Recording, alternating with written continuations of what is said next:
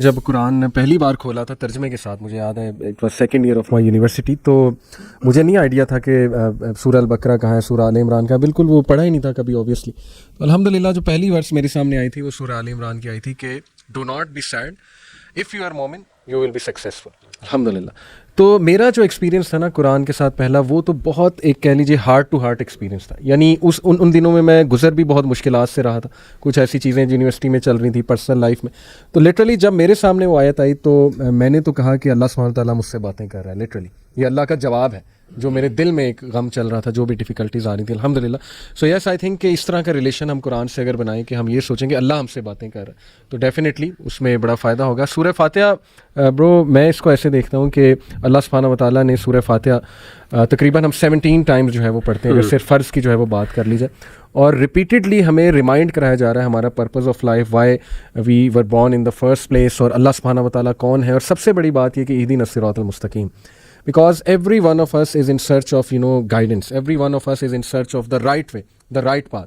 تو وہ ہم اللہ سے جب اتنی زیادہ دعا کریں گے تو کیسے ہو سکتا ہے کہ اللہ سبحانہ و تعالیٰ ہمیں سیدھے راستے کی طرف مت چلائے. تو I think that's a game changer کہ ہم اس کو، یہ اسپیشلی جو ہے نا اہدنا الصراط المستقیم، اس کو بہت زیادہ فوکس اور دل کے ساتھ پڑھیں. That's for me. آپ نے پوچھا سورہ فاتحہ سے. احمد بھائی بسم اللہ. ہاں جی. اچھا، سورہ فاتحہ میں نا ہم ایک دعویٰ کرتے ہیں ہم سب، اور وہ بہت بڑا دعویٰ ہے. اگر اس پہ ہم غور کریں نا، ایاک نعبد و ایاک نستعین. ایک تو جیسے علی بھائی نے کہا نا کہ ہماری ایک ریکویسٹ ہے، دعا بھی مانگتے ہیں اللہ تعالیٰ سے اہدنا الصراط المستقیم، لیکن اس دعا مانگنے سے پہلے ہم ایک دعویٰ کرتے ہیں، اور وہ دعویٰ کیا ہے کہ ہم اللہ تعالیٰ کی ہی عبادت کرتے ہیں اور اللہ تعالیٰ ہی سے مانگتے ہیں. یعنی اس میں ایک نا ایمفیسس ہے کہ اٹ از اونلی اللہ، it is only you we worship and it is only you from whom we seek help. تو اس کے اوپر غور کرنا نا بڑا ضروری ہے. اور جیسے کہ آپ کو پتہ ہے کہ ابن القیم نے اس کے اوپر پوری کتاب جو ہے لکھی ہے، مدارج السالکین، جو کہ آج 4 والیومز میں چھپتی ہے. صرف اس ایک آیت کے اوپر جو ایک دعویٰ ہم کرتے ہیں کہ اللہ تعالیٰ تیری ہی عبادت کرتے ہیں اور تجھی سے مدد مانگتے ہیں. تو یہ جو ہمارا ایک ریلیشن شپ ہے نا اللہ تعالیٰ کے ساتھ، عبادت ہماری طرف سے ہے اور پھر مدد اس کی طرف سے آتی ہے.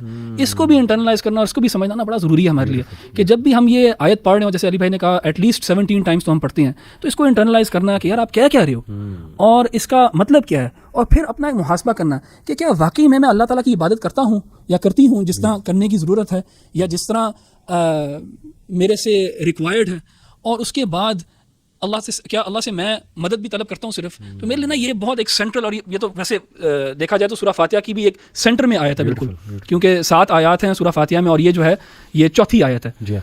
تو میرے لیے یہ بہت پاورفل ایک چیز ہے، اس کے بارے میں ہمیں غور کرنا چاہیے کہ جو ہم دعویٰ کرتے ہیں کہ ہم اس پہ پورا بھی اترتے ہیں. کہ جیسے حدیث کے مطابق حدیث میں آیا نا کہ قسمت الصلاۃ بینی و بین عبدی، کہ میں نے اللہ تعالیٰ نے فرمایا کہ میں نے نماز کو، یعنی سورہ فاتحہ کو نماز باقاعدہ اس کو ڈیوائڈ کر دیا تھا، اور اس آیت کے اندر جا کے ڈویژن ہوتی ہے جہاں پہ ہم کہتے ہیں کہ اللہ تعالیٰ ہم آپ کی عبادت کرتے ہیں اور ہم آپ سے مدد مانگتے ہیں. یعنی وہ ڈویژن اسی طرح ہوگی نا کہ ایاک نعبد و ایاک نستعین، اس کے بیچ میں جو واو ہے، اس سے پہلے سب اللہ سبحانہ تعالیٰ کی تعریف ہے، الحمدللہ رب العالمین اللہ تعالیٰ کی تعریف، الرحمن الرحیم اللہ تعالیٰ کی تعریف، مالک یوم الدین اللہ تعالیٰ کی تعریف. عبادت بھی اللہ تعالیٰ کے لیے ہے، بینی و بین عبدی نصفین کا نا کہ میرے درمیان اور بندے کے درمیان.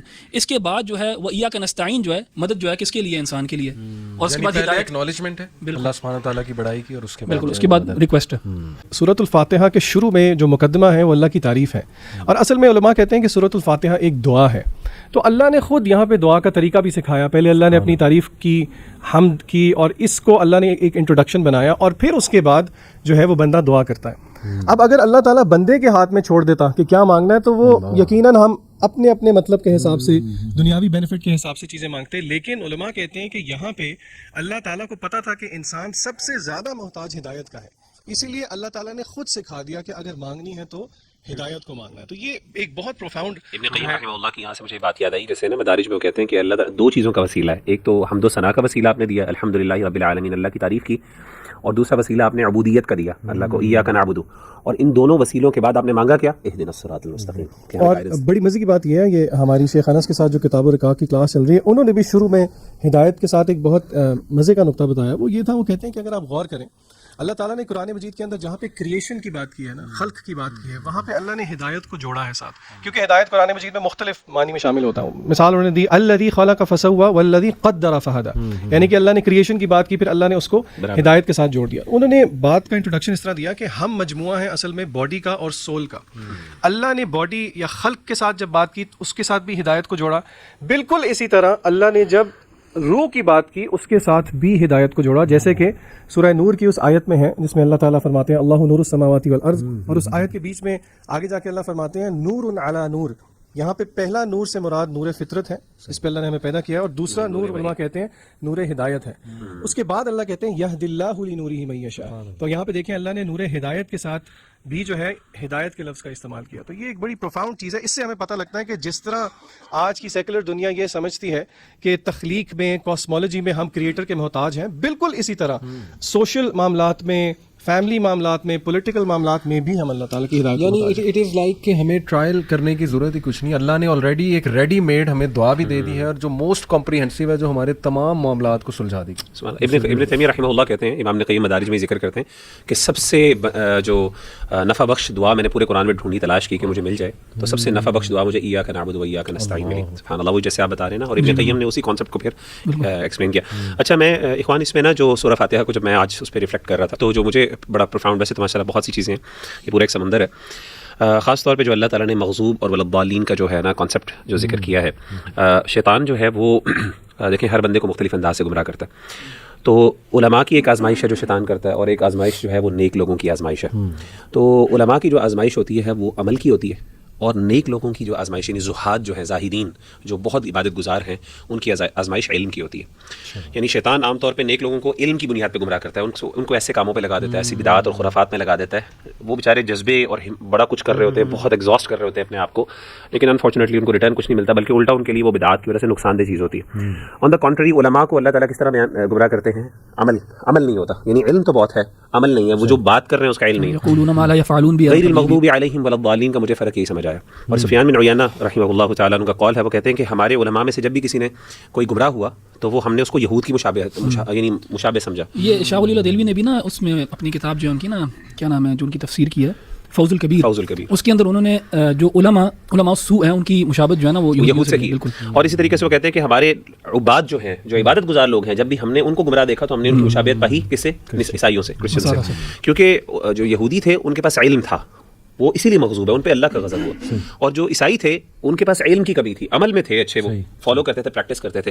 تو ابن قیم کہتے ہیں کہ اللہ نے یہاں پہ ان دونوں امراض کی جو سورہ فاتحہ کے اندر سولوشن بھی بتا دی. اہدنا الصراط المستقیم سولوشن ہے کرسچنس کی، جو لوگ عمل، جن کے پاس علم نہیں ہے، اللہ ہمیں سیدھے راستے کی طرف دکھا، ہمیں گمراہ نہ ہونے دیں علم کی بنیاد پر. ہم عمل کر رہے ہیں، ایگزاسٹ کر رہے ہیں، اللہ ہمارے جو اعمال جو ہیں ضائع نہ ہوں. اور ابن قیم کہتے ہیں جو مرض ہے نا، جو لیک آف پریکٹس کا، اس کا اللہ نے کہا ایاک نعبد و ایاک نستعین. یہ ان کی جو شفا ہے کہ اللہ ہم تیری عبادت کرتے ہیں، یعنی ہمیں توفیق دے.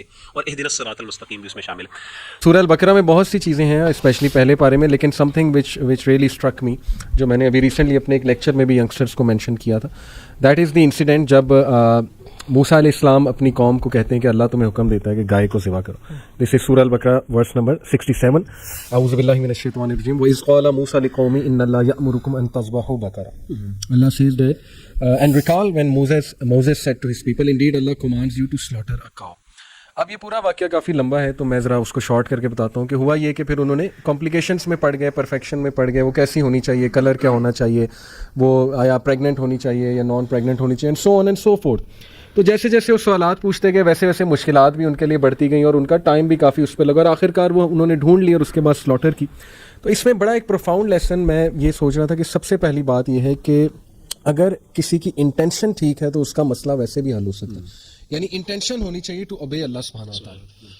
Most of us we struggle to find a person کہ ہاں ہم اس کے پاس جائیں گے تو ہمارا مسئلہ حل ہوگا، جبکہ مسئلہ حل کرنے والی ذات اللہ سبحانہ و تعالیٰ کی. دیکھیں وہ لوگ کوئی عام سی گائے پکڑ کے ذبح کر دیتے تو آئی تھنک ان کا مسئلہ حل ہو جانا تھا، کیونکہ اللہ سبحانہ و تعالیٰ نے کہا کہ گائیں ذبح کرو، بات ختم ہو گئی. اللہ کا حکم بجا لانا ہے، جیسے صحابہ اللہ کا کوئی بھی حکم بجا لانے کے لیے فوراً نکل پڑتے تھے، فوراً سے عمل کرتے تھے. بلکہ وہ ایک حدیث میں آتا ہے نا کہ دوز پیپل جو پل صراط سے اسپیڈ آف لائٹ سے گزریں گے. وہ پوچھا گیا وہ کون لوگ ہوں گے، تو رسول اللہ صلی اللہ علیہ وسلم نے فرمایا وہ ہیں جو نیکی میں جلدی کرتے، حکم آیا بس اس پہ عمل کر لیا. تو یہ آیا میرے لیے بڑی اسٹرائکنگ تھی کہ دیکھیں بجائے کہ وہ فوراً اس پہ عمل کرتے وہ کمپلیکیشنس میں پڑ گئے. اور اس میں توکل کا بھی بڑا لیسن ملتا ہے کہ مدد کرنے والی ذات یا مسئلے کو حل کرنے والی ذات اللہ ہے. تیسرا یہ کہ مجھے اس سے یہ بھی سمجھ آتی ہے کہ دیکھیں اللہ تعالیٰ کا ہو سکتا ہے کوئی حکم آپ کو سمجھ میں نہ آئے، لیکن you have to obey it. It's a test of obedience کہ اللہ سبحانہ و تعالیٰ جو ہے وہ آپ کو ٹیسٹ کر رہا ہے کہ آپ اوبیڈینس شو کرتے ہیں یا آپ بہت زیادہ کمپلیکیشن یا کویسچنز میں پڑ جاتے ہیں. تو میں لوگوں کو یہ پیغام دینا چاہتا ہوں کہ دیکھیں بہت سے لوگ مسائل لے کر آتے ہیں اور وہ یہ ڈھونڈ رہے ہوتے ہیں احمد بھائی کہ نا فلانا بندہ میرا مسئلہ سنے گا تو میرا مسئلہ جو ہے نا وہ حل ہوگا. اس کا مطلب ہے کہ ان کا توکل اس بندے پہ ہے, جبکہ اگر وہ اللہ سے مدد طلب کریں, اللہ پہ توکل کریں, تو ایک عام سے بندے سے ہو سکتا ہے اللہ اس کا وہ مسئلہ حل کر دے, کیونکہ مسئلہ حل کرنے والی ذات اللہ سبحانہ و تعالیٰ کی ہے. تو آئی تھنک کہ یہ میرے لیے بہت پروفاؤنڈ.